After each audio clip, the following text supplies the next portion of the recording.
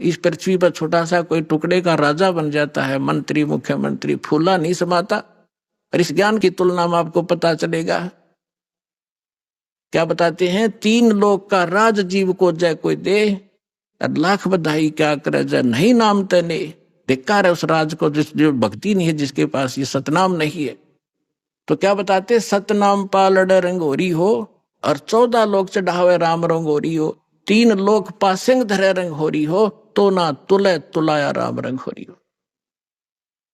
तब धर्मदास जी से परमात्मा ने कहा कि नीचे जा बेटा, ऐसा मंत्र दूंगा, सच्चे नियम से नियमित रहकर ये भक्ति करना, थोड़े ही सिमरन से। मुझे मालूम है कि इस काल के लोक में तुम भक्ति नहीं कर सकते, ना जाने कितने प्रकार के पचेड़े तुम्हारा जकड़ रखे हैं, लेकिन ये सिमरन ऐसा दे दिया, थोड़ा भी सिमरन कर लोगे तो भी कल्याण कर दूंगा तुम्हारा। और आप जाइए नीचे।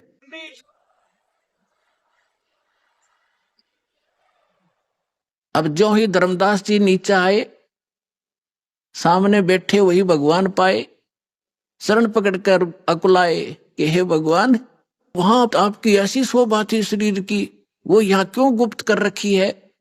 तो परमात्मा ने कहा कि यदि मैं उसी तेजो युक्त, उस शोभा युक्त यहाँ आ जाऊं तो मेरे को कोई देख नहीं सकता, क्योंकि चरम दृष्टि उस प्रकाश को नहीं देख सकती। और फिर ये काल का कलेजा फिट जाए, अब तो उसको पता नहीं मैं कौन हूं, और उसको चिंता बनी रहती है कि इस प्राणी को सच्चा मार्ग ना मिल जाए। इसलिए इसने ना जाने कितने दूत छोड़ रखे हैं इस मेरे प्यारे आत्माओं को मिसगाइड करने के लिए। कोई कुछ बता रहा है भगवान की डेफिनेशन, कोई मंत्र कुछ बता रहा है, कोई साधना कुछ बता रहा है, इसने भट्ठा बैठा रखा है। इसलिए धर्मदास, मैं आपको ये सच्ची भक्ति बताने के लिए आया हूं। तो दास जो आपको बताना चाह रहा था, धर्मदास जी ने आके बताया। कबीर सागर में आपको बहुत बार दिखाया, फिर समय आने पर दिखाऊंगा। उसमें वहां ऐसी सृष्टि है, वहां पर सब भाई बहन जो पहले चले गए वहां ठाठ से रहते हैं, स्त्री पुरुष है, परिवार है, वहां सारे सुख है, सब सुख पदार्थ वहां पर उपलब्ध है। और पुण्यात्माओं, जिन महापुरुषों को परमात्मा मिले उन्होंने बताया, आदरणीय गरीबदास जी ने बताया, आदरणीय नानक साहब जी ने यही ज्ञान दिया।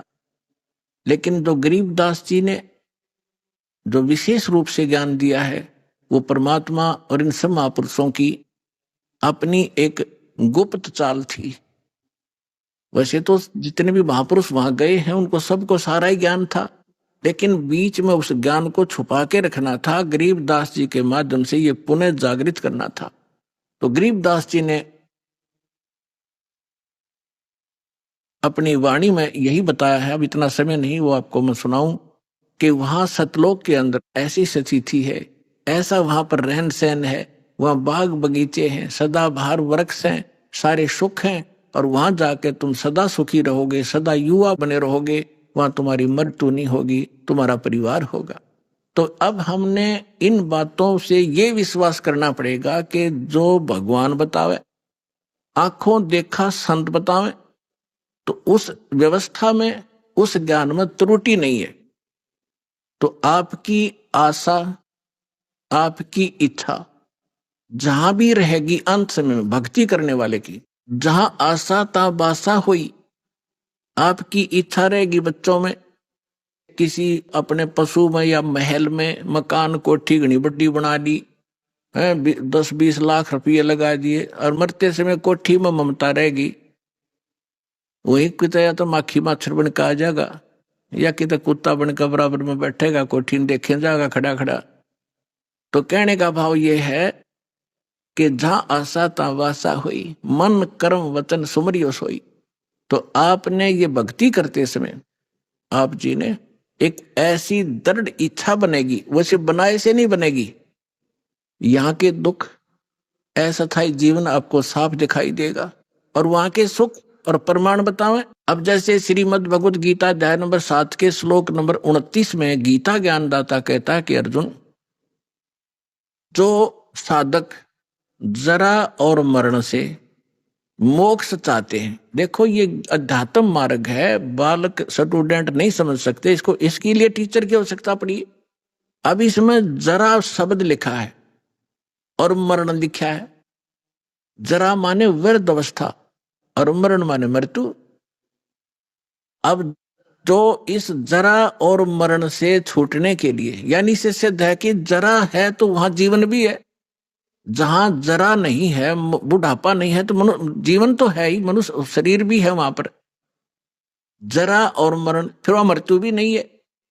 मृत्यु नहीं है तो जीवन भी है। जो जरा और मरण से छूटने के लिए, या तो मरण मरण लिख देते तो मृत्यु होगी, जैसे ये कहते हैं वहां प्रकाश में लीन हो जाते हैं। तो ये हमारा गीता का श्लोक ये भी निर्णय कर रहा है कि जीवन है जहां जाने का संकेत कर रहे हैं। जरा और मरण से छूटने के लिए जो प्रयत्नशील हैं, वो तत्परम से और सारे दात्म ज्ञान से और सभी कर्मों से परिचित है वो व्यक्ति। वो ये समझ चुके हैं कि यहाँ वो किसी वस्तु की डिमांड नहीं करते, केवल जरा और मरण से छूटने के लिए ही प्रयत्न कर रहे हैं। तो इससे भी ये सिद्ध होता है कि कोई ऐसा स्थान है जहां वृद्ध अवस्था नहीं है और वहां मरण नहीं है। तो हमारे सदग्रंथ जो, जिनको हम आम अपने हिसाब से एक शिरोधार्य मानते रहे हैं, वो भी प्रमाण कर रहे हैं कि ऐसा स्थान है जहां जरा और मरण नहीं है। और फिर क्या बताते हैं गरीबदास साहब जी, कहते हैं कि सतगुर मिले तो इच्छा मिटे, पद मिल पदे समाना, और चल हंसा उस लोक पठाऊं जो आदि अमर अस्थाना। चार मुक्ति जहां चंपी करती, ये माया होरी दासी। चार मुक्ति, यहाँ की चौथी मुक्ति, ये चार मुक्तियां हैं, इनको हम सुख मानते हैं, स्वर्ग में प्राप्त होती हैं, और वो नाशवान है, कुछ समय के बाद उनका मुक्ति प्राप्त करने वाले भी नष्ट हो जाते हैं, वो सुख भी नहीं रहता। और वहां पर आपको ये सारा सुख सदा बना रहेगा, तो वहां आपका जीवन है। चार मुक्ति जहां चंपी करती, माया होरी दासी। जिस माया के पीछे आप भाग रहे हो, कोठी बना लूं, बढ़िया खाना खाऊं, ऐसे कर लूं, कार ले लूं, कहते वहां विमान है आपके पास, प्रत्येक प्राणी के नारे नारे, और सारा भरपूर है वहां सारा घर। तो कहते चार मुक्ति जहां चंपी करती, माया होरी दासी। दास गरीब अबे पद पर से वहां मिले राम अविनाशी। वो भगवान मिलेगा अविनाशी भगवान, और सारे सुख आपको बने रहेंगे।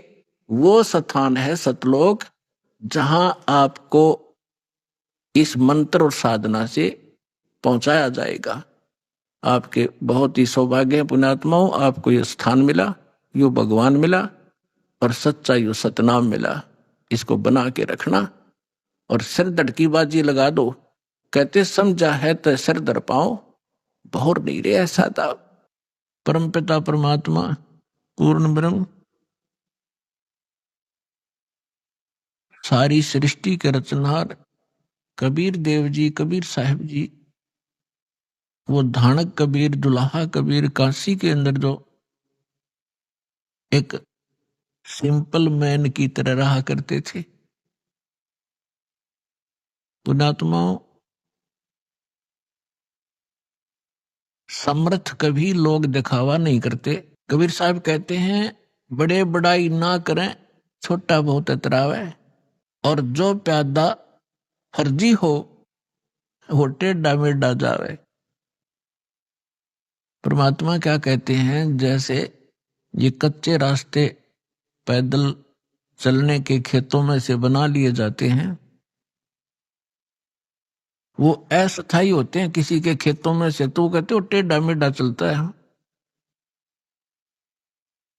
और जो सही स्थान पर बनाए जाते हैं, कहते हैं वो स्ट्रेट होते हैं, सीधे होते हैं, वो परमानेंट होते हैं। तो इसी प्रकार परमात्मा समर्थ थे, उनको कोई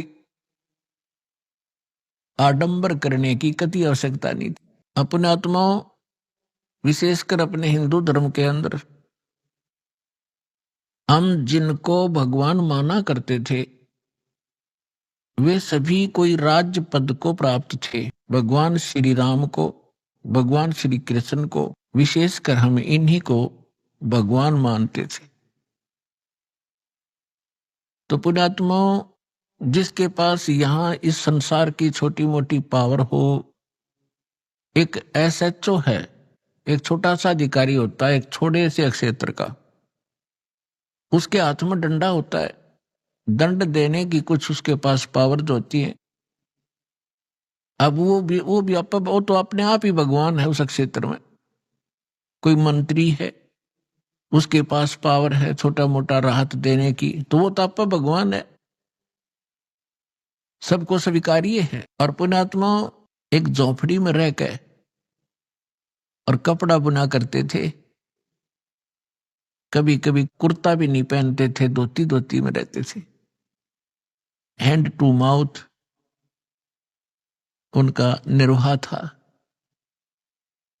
ऐसे को भगवान कोई सपने में भी नहीं मान सकता। लेकिन पुण्यात्माओं, जब हम पारखी हो जाएंगे, हम लाल की परख करना जान जाएंगे, फिर अपने आप समझ में आ जाएगा हु इज गॉड। आज आपको परमात्मा कबीर जी के बारे में बहुत सी धारणाएं गलत फैला रखी थी। कोई कहा करते थे वो एक विधवा ब्राह्मणी के पैदा हुए थे, शर्म के मारे वो कहीं सरोवर के किनारे डाल आई थी। एक नीरू नीमा नाम के जुलाहा थे, नी संतान थे, वो उठा लाए थे और बड़ा होकर के वो जुलाहे का काम करते थे। और फिर ये भी कहा करते थे कबीर एक कवि थे। फिर जब हम इस संत मार्ग में आए, संत मार्ग के अंदर इनको भगतजन संत कहा करते थे, कुछ एक इनको भगत कबीर कहा करते थे, एकाद ने इनको संत कबीर भी कहा है।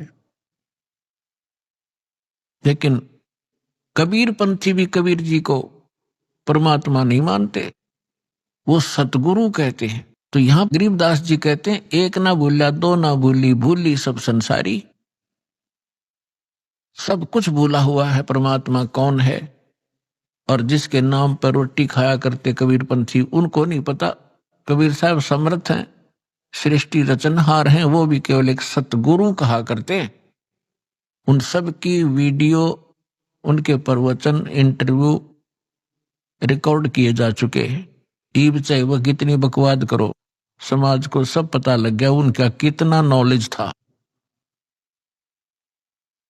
आज आपको परमात्मा के प्राकट्य के विषय में बताएंगे। वैसे तो भगवान ने स्वयं कहा है, चारों युग में संत पुकारे, कूक कहा हम हेल रे, हीरे माणिक मोती बरसे, यो जुग चुगता डेल रे। परमात्मा कहते हैं चारों युगों में मैं आया और प्रत्येक युग में अच्छी आत्माओं को, संतों को मिला, उनको अपने से परिचित कराया और उन महापुरुषों ने मुझसे परिचित होकर के मेरी महिमा ढोल के डंके पे स्थान स्थान पर जाकर सुनाया। तो परमात्मा कहते हैं, सतयुग में सत सुकृत कह टेरा, त्रेता नाम मुनींदर मेरा, द्वापर में करुणा में कहाया, कलयुग नाम कबीर धराया। आज हम आपको कलयुग के अंदर परमात्मा के प्रकट के विषय में सुनाएंगे,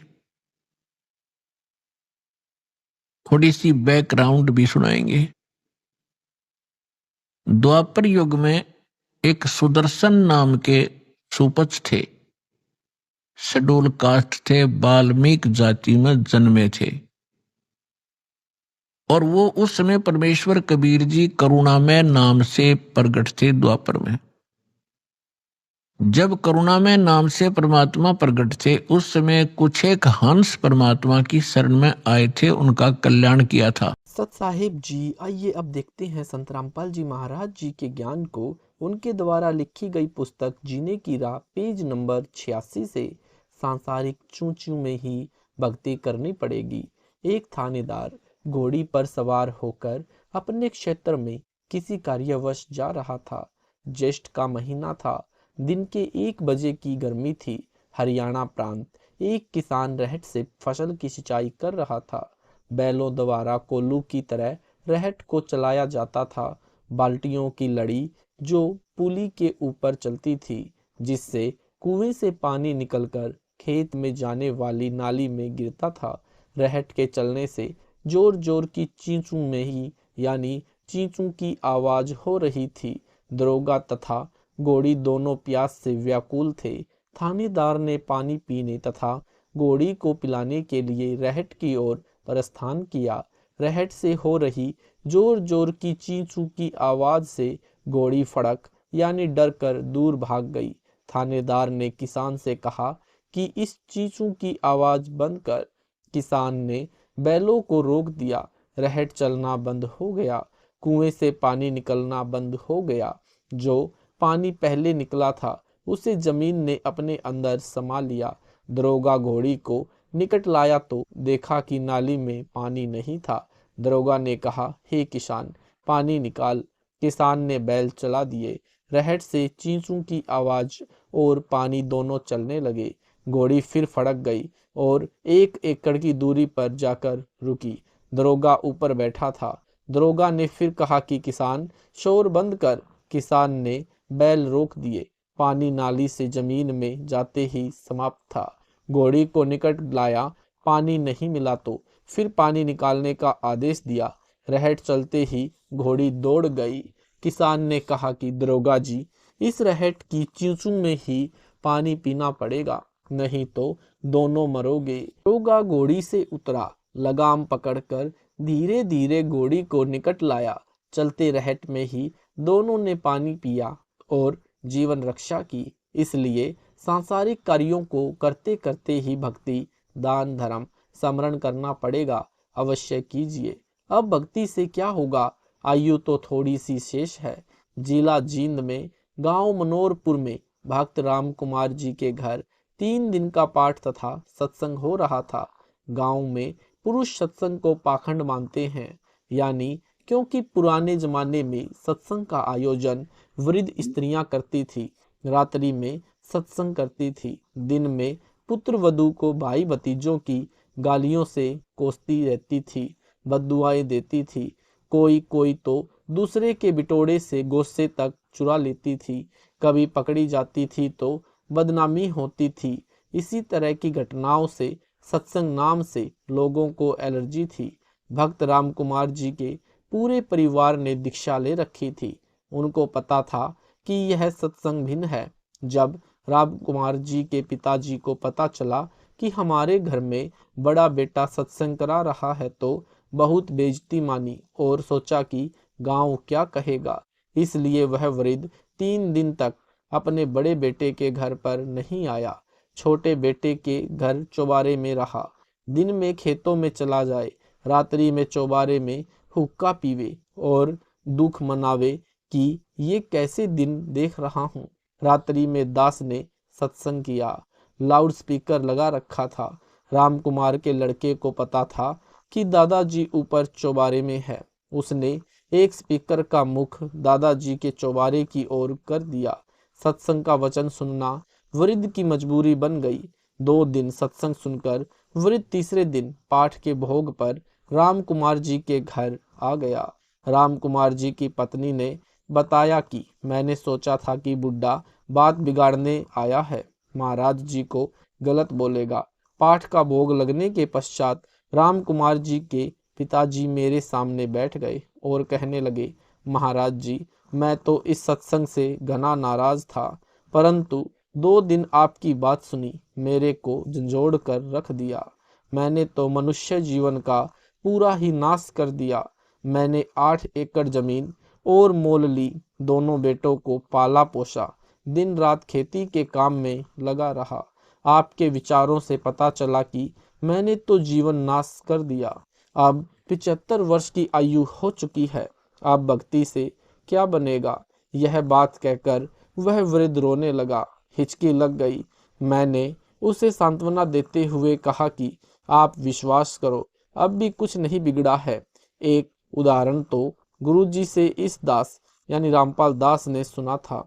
बताया कि जैसे कुएं में बाल्टी छूट गई और उसकी नेजू यानी रस्सी जो बाल्टी से बांधी जाती है, जिससे बाल्टी द्वारा कुएं से पानी निकाला जाता है। पुराने समय में कुएं लगभग 100-150 फुट गहरे होते थे, भी कुएं में जा रही थी। यदि दौड़कर नेजू को पकड़ने की कोशिश करने से नेजू की पूंछ भी हाथ में आ जाए तो कुछ भी नहीं गया, बाल्टी भी मिल गई और पानी भी प्राप्त हो गया। यदि यह विचार करे कि बाल्टी तो गई, जाने दे, तो मूर्खता है। इसी प्रकार आपकी आयु रूपी नेजू की पूछड़ी यानी एंड बची है। अब दीक्षा लेकर सर्व नशा त्याग कर मर्यादा में रहकर साधना करो, मोक्ष हो जाएगा। उसी समय उस महात्मा ने दीक्षा ली और पूरी लगन के साथ भक्ति की। वह 85 वर्ष की आयु में शरीर त्याग कर गया, जीवन सफल किया। वह हुक्का पीता था, उसी दिन त्याग दिया और आजीवन हाथ भी नहीं लगाया। राम कुमार के छोटे भाई के परिवार ने भी नाम लिया। वृद्ध भक्त उनको स्वयं लेकर सत्संग आता था, भक्ति करने को कहता था। गांव मनोहरपुर के लोग आश्चर्यचकित थे कि इतना हुक्का पीने वाले ने कैसे हुक्का छोड़ दिया। हुक्का पीना यानी हुक्का पीने वालों के पास भी नहीं बैठता था। एक के चोट सिधारियां जिन मिलन दाचा।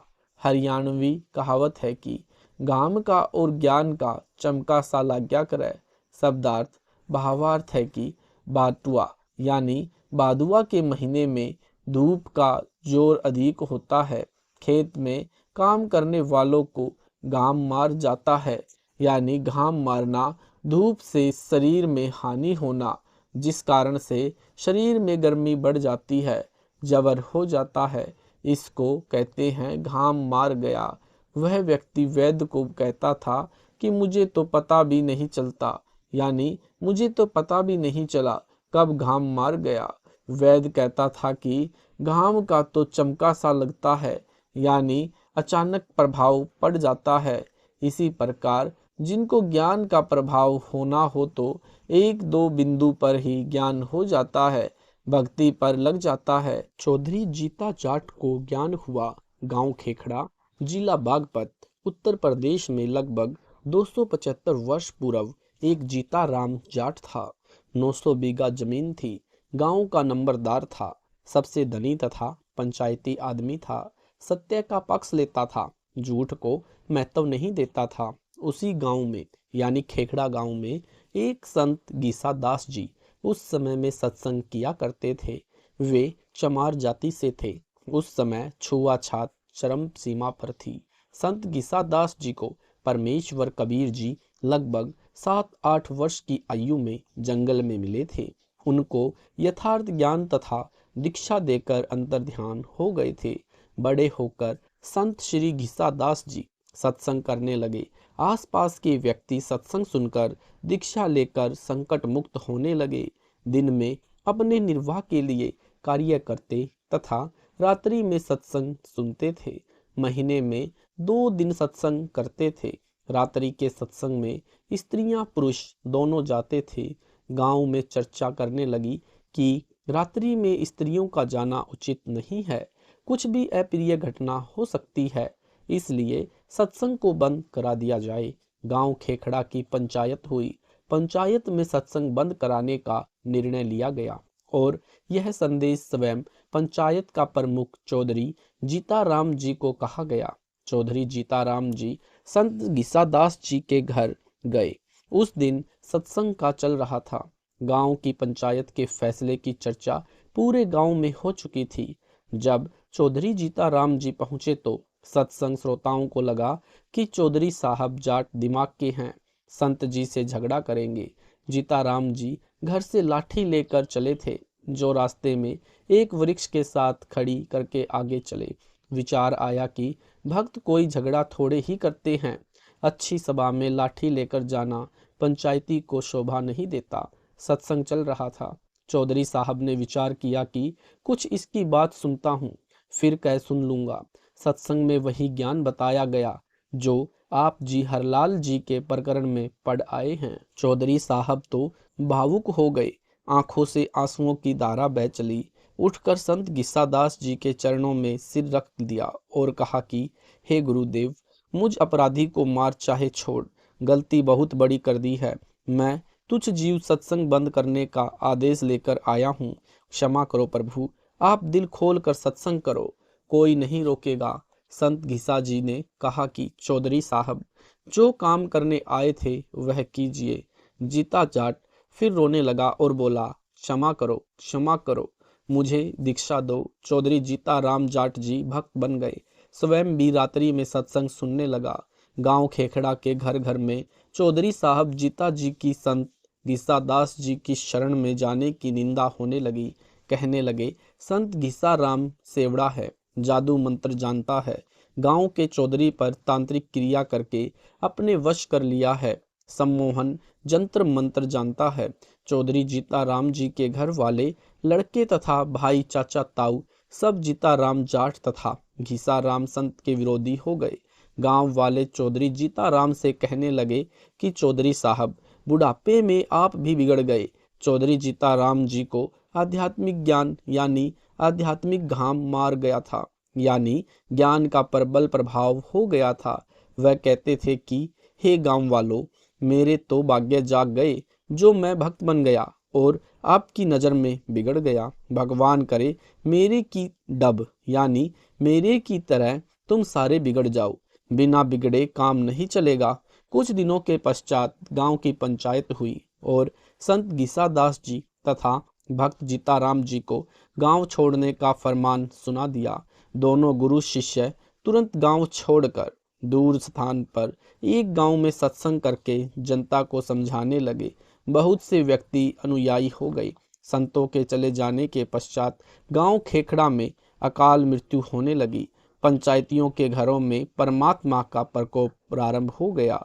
किसी के चारे में आग लगे, किसी के पशु मरने लगे, किसी के परिवार में प्रेत बोलने लगे, किसी की बेटी विधवा हो गई, किसी को अधरंग की शिकायत।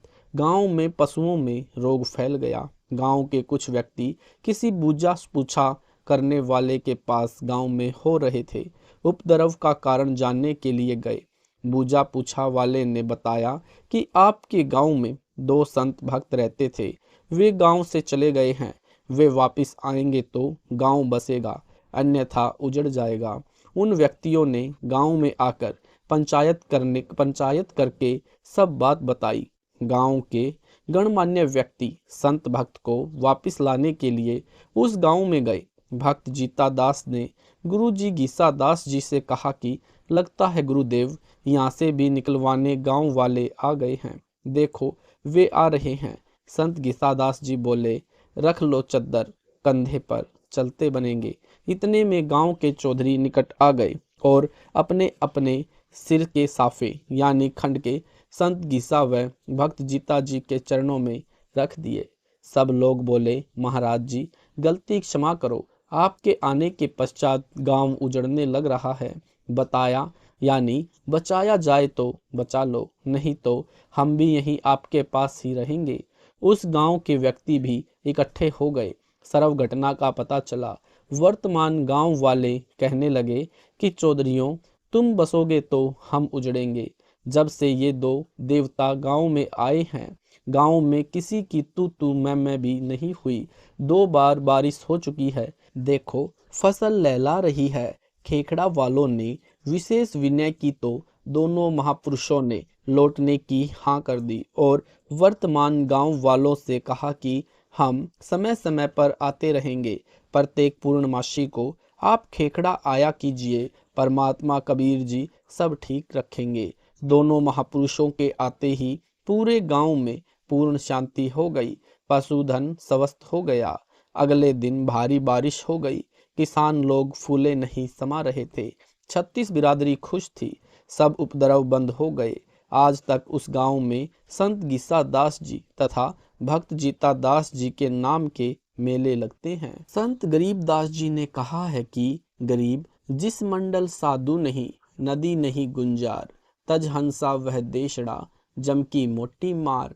शब्दार्थ, जिस क्षेत्र में महात्मा गुरुजन नहीं होते और नदी आसपास न बह रही हो, हे भक्त उस देश को त्याग दे, वहाँ काल की भयंकर प्रताड़ना है। इसलिए हे पाठक जनों, जब भी जिस आयु में सतगुरु मिल जाए, भक्ति प्रारंभ कर देना।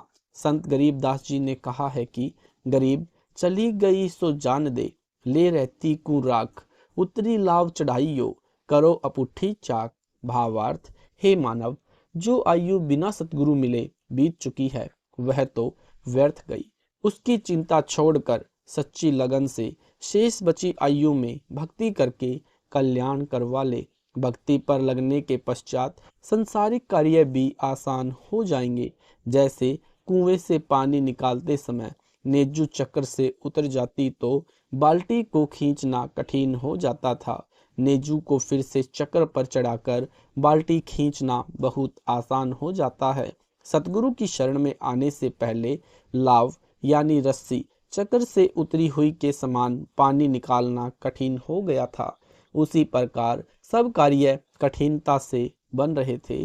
भक्ति शुरू करते ही कार्य आसानी से बनने लगे। जैसे रस्सी चक्र पर चढ़ने के पश्चात पानी आसानी से निकलता है। यह विचार नहीं करना चाहिए कि अब तो आयु कम रहती है, अब क्या भक्ति करेंगे। जब भी सत्संग से ज्ञान हो जाए, उसी आयु में दृढ़ता व लगन से भक्ति पर लग जाना चाहिए। भावार्थ, जो आयु चली गई उसकी चिंता छोड़कर शेष की रक्षा करो, यानी भक्ति दान सेवा में लगा दो। जैसे पुराने समय में कुएं से खेती की सिंचाई के लिए चमड़े की चड़स प्रयोग होती थी, जिसमें 2-3 क्विंटल पानी भर जाता था। उसको काष्ठ की चकरी के ऊपर लाव यानी मोटी रस्सी चढ़ाकर बांधकर खींचते थे। यदि लाव चकरी से उतर जाती थी तो उसे खींचना कठिन हो जाता था।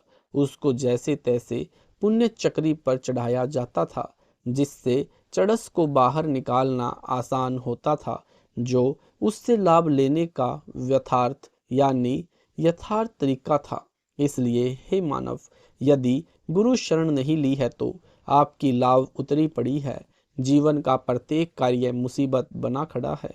उस जीवन की लाव को पुण्य पुड़ी यानी चक्री पर चढ़ा लो, फिर चलाओ, आसान हो जाएगा। यानी गुरु जी की शरण लेकर अपने जीवन की राह को आसान बनाओ। वेश्या का उद्धार, सत्संग सुनने से जीवन सुधर जाता है। परमेश्वर कबीर जी रात्रि में घर घर में सत्संग करते थे। दिन में अपने निर्वाह के लिए सब श्रोता तथा कबीर जी भी कार्य करते थे। एक रात्रि में सत्संग चल रहा था। थोड़ी दूरी पर काशी शहर की प्रसिद्ध वेश्या चंपाकली का आलीशान मकान था। उस रात्रि में वेश्या को ग्राहकों का टोटा था, जिस कारण से इंतजार में जाग रही थी। उसको परमात्मा कबीर जी के मुख कमल से प्रिय अमृत वाणी सुनाई दी। सत्संग में बताया गया कि मानव यानी स्त्री या पुरुष का जीवन बड़े पुण्यों से प्राप्त होता है। जो स्त्री या पुरुष भक्ति नहीं करते, दान सेवा नहीं करते, वे परमात्मा के चोर हैं। यानी गीता अध्याय 3 श्लोक 12 में भी कहा है कि जो व्यक्ति परमात्मा से प्राप्त धन का कुछ अंश दान धर्म में लगाए बिना स्वयं ही पेट भरता रहता है, वह तो परमात्मा का चोर ही है। जो मानव चोरी, डकैती, ठगी, वेश्यागमन करते हैं, वे महा अपराधी हैं। जो स्त्रियां वेश्या का धंधा करती हैं, वे भी महा अपराधी हैं। परमात्मा के दरबार में उनको कठिन दंड दिया जाएगा। मानव जीवन शुभ कर्म करने तथा भक्ति करने के लिए प्राप्त होता है। कबीर, चोरी जारी वेश्यावर्ती, कभू न करयो कोय, पुण्य पाई नर देही, ओछी ठोर न खोए। शब्दार्थ, हे मानव, चोरी जारी यानी पर स्त्री गमन, वेश्यावर्ती यानी पर पुरुष से घन से यानी धन के लोभ में स्त्री का संभोग करना, कोई भी ना करना। यह मानव शरीर यानी स्त्री और पुरुष बहुत पुण्यों से प्राप्त हुआ है। इससे पाप कर्मों को करके गलत स्थान पर इसे खराब न करें। शुभ कर्म कर गुरु धारण करके अपना कल्याण करवाओ। मानव शरीर प्राप्त प्राणी को चाहिए कि सर्वप्रथम पूर्ण गुरु की शरण में जाकर दीक्षा प्राप्त करे, फिर आजीवन गुरु जी की मर्यादा में रहकर साधना तथा सेवा दान धर्म करता रहे, अपना दैनिक कार्य भी करे, परंतु सर्व बुराई त्याग दे, उसका कल्याण अवश्य होता है। अध्यात्म ज्ञान के अभाव से मानव केवल धन उपार्जन को अपना मुख्य लक्ष्य बनाकर जीवन सफर को तय करता है। यदि आपके पास अरब खरब तक संपत्ति है तो आपने पूरे जीवन में अटपट छल कपट करके संग्रह की है। अचानक मृत्यु हो जाती है, सारे जीवन का जोड़ा धन तो यहीं रह गया, साथ तो शरीर भी नहीं गया, साथ गए तो वे पाप जो पूरे जीवन में माया के संग्रह में हुए थे। यानी काया तेरी है नहीं, माया कहाँ से होए, गुरु चरणों में ध्यान रख, इन दोनों को खोए। कबीर सब जग निर्धना, धनवंता ना कोय, धनवान वह जानिए, जापे राम दाम धन होए। भावार्थ, जिस काया को रोग मुक्त कराने के लिए मानव अपनी संपत्ति को भी यानी अपनी संपत्ति को भी बेचकर उपचार कराता है, कहा है कि काया भी आपके साथ नहीं जाएगी, माया की तो बात ही क्या है। पूर्ण गुरु जी से दीक्षा लेकर दिन रात्रि भक्ति कर, गुरु जी के बताए ज्ञान को आधार बनाकर जीवन की राह पर चल, काया तथा माया से मोह हटाकर भक्ति धन संग्रह कर। हे मानव, रावण का पिछला इतिहास देख ले, सरव सोने की लंका थी, रावण से रणधीरम, एक पलक में राज नष्ट हुए, जम के पड़े जंजीरम। गरीब भक्ति बिना क्या होत है, भरम रहा संसार, रति कंचन पाया नहीं, रावण चलती बार।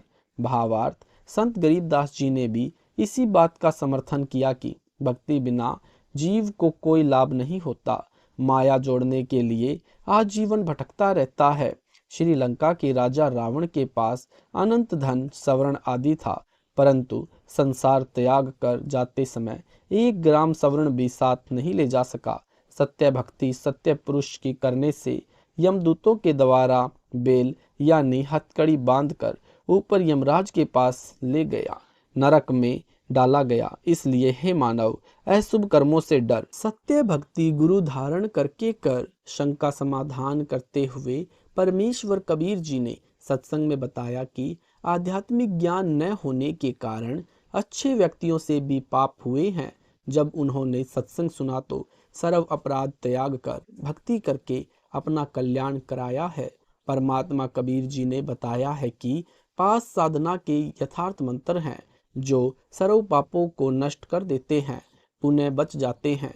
जैसे वर्तमान में वैज्ञानिकों ने ऐसी औषधि खोजी है जो खेती में डालने से घास व खरपतवार तो नष्ट हो जाती है, फसल सुरक्षित रहती है। ये मंत्र मैं अपने लोक से लाया हूँ, सोहम शब्द हम जग में लाए, शार शब्द हम गुप्त छिपाए। शब्दार्थ ऊपर किया है। ऋग्वेद मंडल 9 सूक्त 95 मंत्र 2 में भी प्रमाण है कि परमात्मा इस संसार में प्रत्यक्ष प्रकट होकर अपनी अमृत वाणी द्वारा मुक्ति के सत्य मार्ग की प्रेरणा करता है। वह परमात्मा सब देवों का देव यानी सर्व का मालिक भक्ति के गुप्त नामों का आविष्कार करता है। यदि कोई महापापी भी है, सत्य साधना करने लग जाता है और भविष्य में कोई पाप नहीं करता है तो उसके सर्व पाप समाप्त हो जाते हैं। भक्ति करके अपना कल्याण करा सकता है।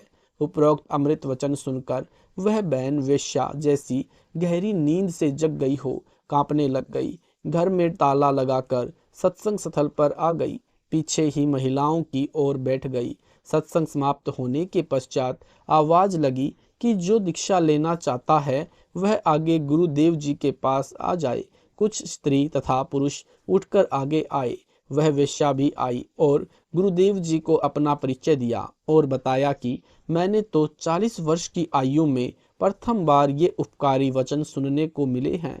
हे परमात्मा, क्या मेरे जैसी पापिन का भी कल्याण संभव है? वैसे तो आप जी ने सर्व समाधान सत्संग में बता दिया, परंतु जब अपने घृणित यानी घृणित जीवन की ओर झांकती हूँ तो गलानी होती है तथा विश्वास नहीं हो रहा है कि मेरे जैसे अपराधी को क्षमा कर दिया जाएगा। परमेश्वर कबीर जी ने कहा कि कबीर, जब ही सत्य नाम हृदय दया, भयो पाप को नाश, जैसे चिंगी अग्नि की पड़े पुराने घास।